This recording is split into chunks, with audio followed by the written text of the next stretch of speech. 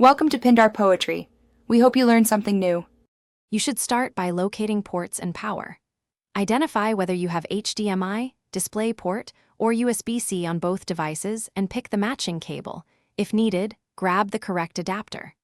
Once done, plug the monitor into power and set its input to the chosen port. Make sure your laptop is on and not in sleep mode.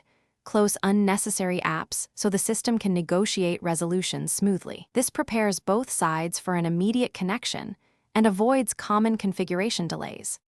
Now connect the cable firmly. Insert HDMI/DP until it clicks or seat USB-C fully. Adapters must face the correct way. Once connected, wait a few seconds for automatic detection, then open your laptop's display settings. You'll choose Extend, Duplicate, or External only depending on workflow.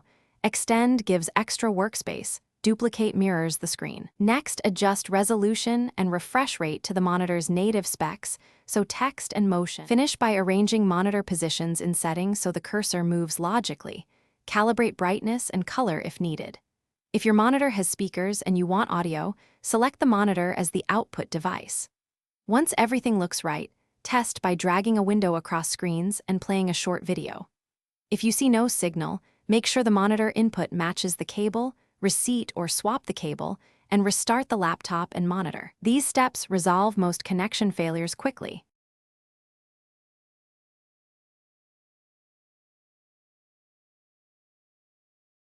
Thanks for watching. Consider subscribing if we helped you.